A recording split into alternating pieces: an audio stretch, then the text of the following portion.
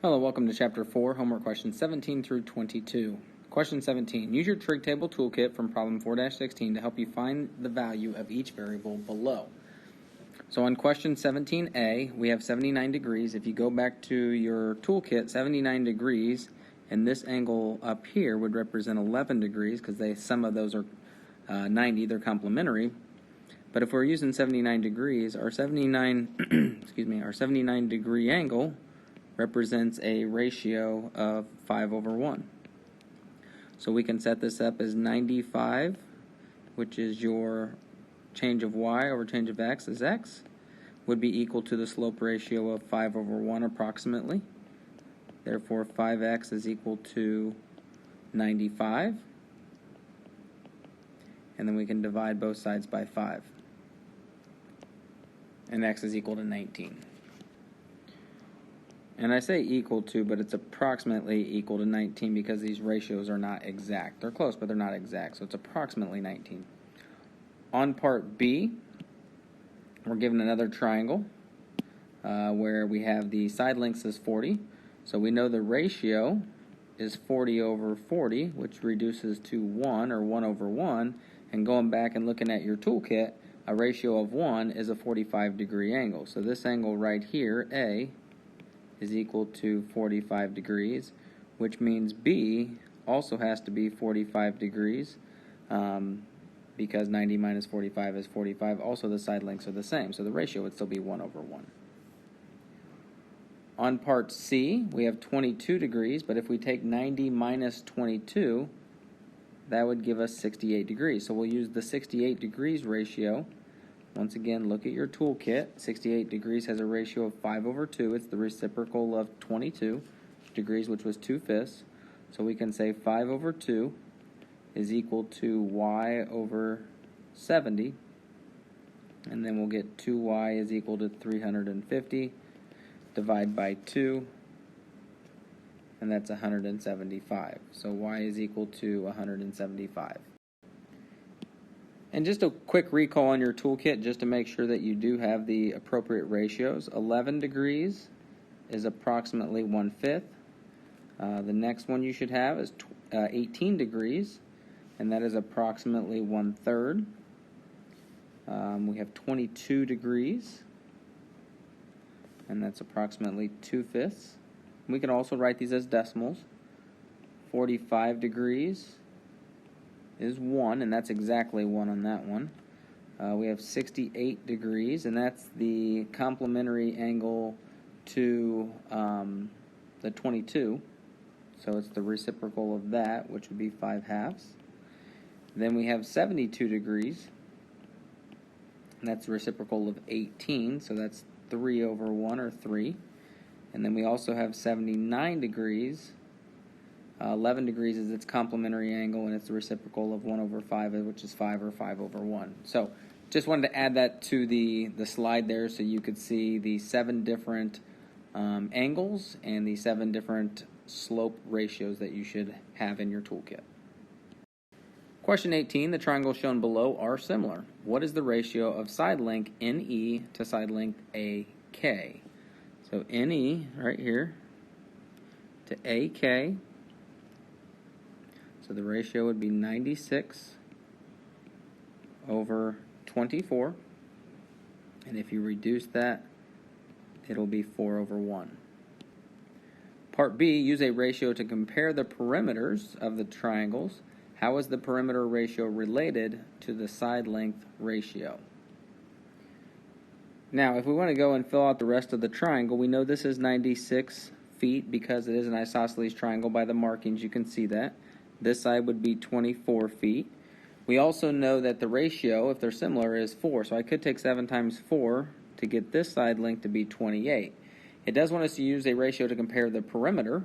So the perimeter, if you add up all the sides on triangle ENC, is 220 feet. And then if you add up all the side lengths on triangle KAR, we get that to be 55 feet. So how is the perimeter ratio related to the side length ratio? Well, if we take the 220 feet over the 55 feet, 220 divided by 55, you will find out is 4/1. So how do they compare? The perimeter ratio is also 4:1. And then part C, if you've not already done so, find the length of EC, which we have already done to help us identify the perimeter. So EC has a measure of 28 feet. Question 19, examine each pair of figures below. Are they similar? Explain how you know. So in part A, you're looking at the two triangles here. We know this is 27 degrees, so that's good. We also know that we can find this angle down here by taking 180 and subtracting 106 and 127, and we come up with 47 degrees. So now we know that these two angles are congruent as well. And we only need two angles to prove that. We could also find this one if we needed to, this angle right up here, and it is 106. But since we already have two, we know they are similar by angle-angle similarity. On to part B, we have the four angles are all right angles, so we need to compare the ratios of the side lengths to see if they are in proportion. So is 98 divided by 18, is that equal to 64 divided by 12? If we just take 98 and divide it by 18, that's going to give us 5.4, where the 4 is repeating, and I want to include that because these ratios need to be exactly the same. And then 64 divided by 12 is 5.3 repeating. So they're both repeating, but they're not exactly the same. So these are not equal ratios, so therefore no, the side ratios are not equal, so therefore the figures are not similar. And question C, 52 and 46 degrees. We can find the third side length by taking 180 minus those two, and we do get this to be 82 degrees, which does match up nicely with this one. But what we don't know is we don't know anything about the other two angles in that triangle, and they could be a lot of different things based on how far we extend. You know, if we extend these lines, well, then this side length would be even longer.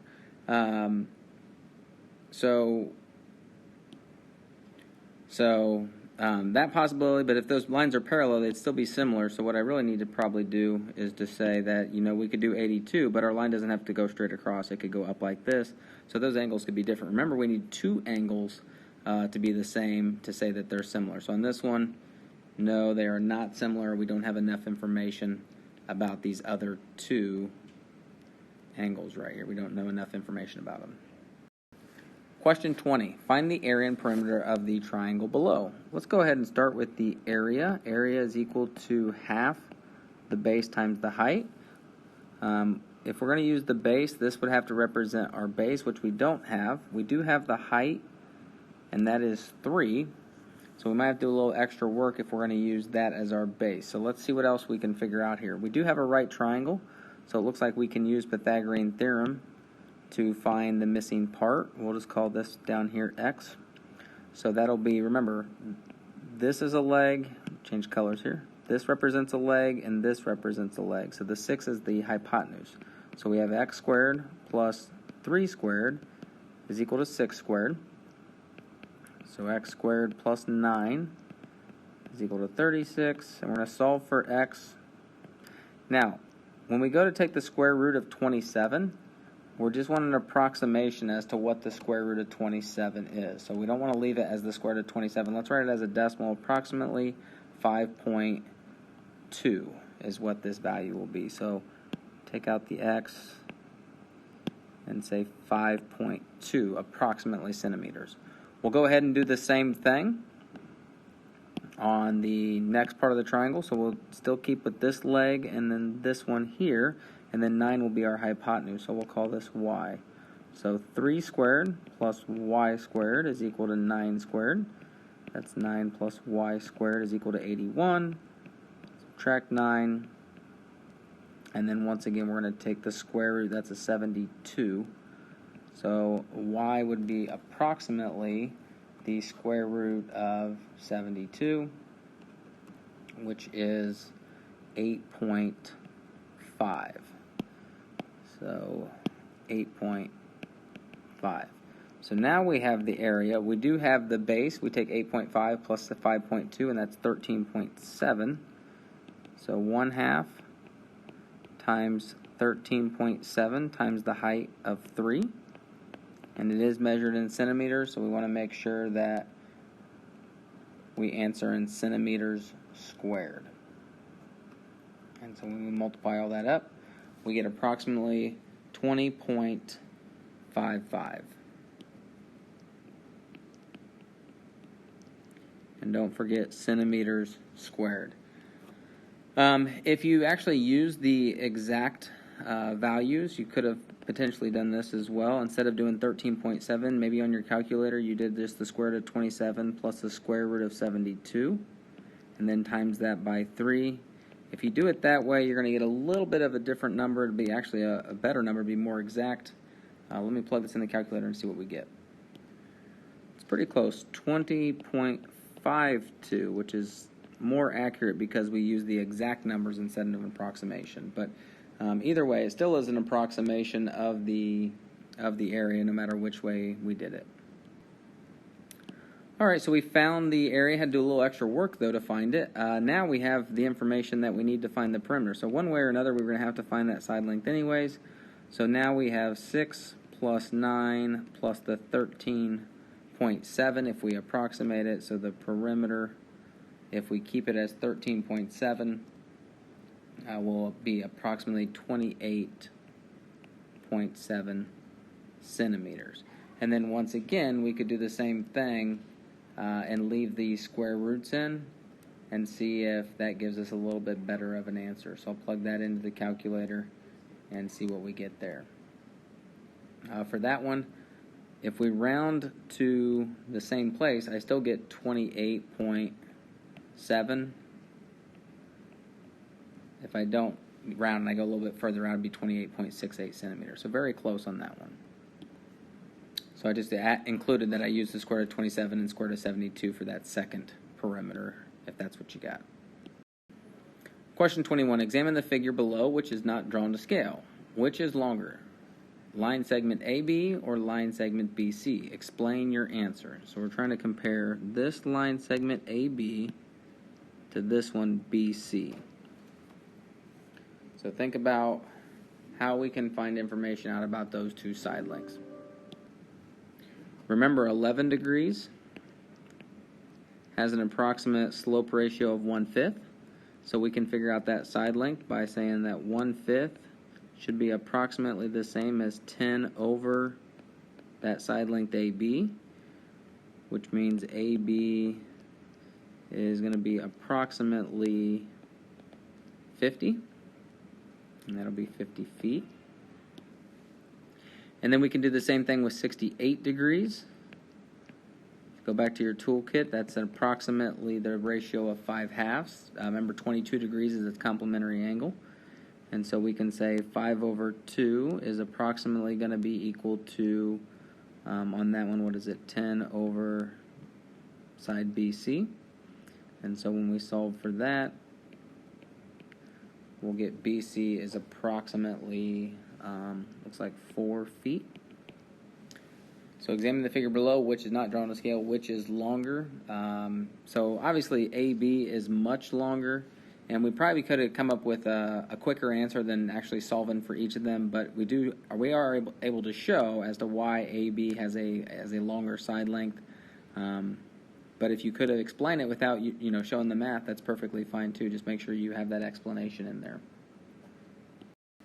Joan and Jim are planning a dinner menu including a main dish and dessert. They have 4 main dishes: steak, vegetable cheese casserole, turkey burgers, and vegetarian lasagna, and 3 dessert choices: chocolate brownie, strawberry ice cream, and chocolate chip cookies.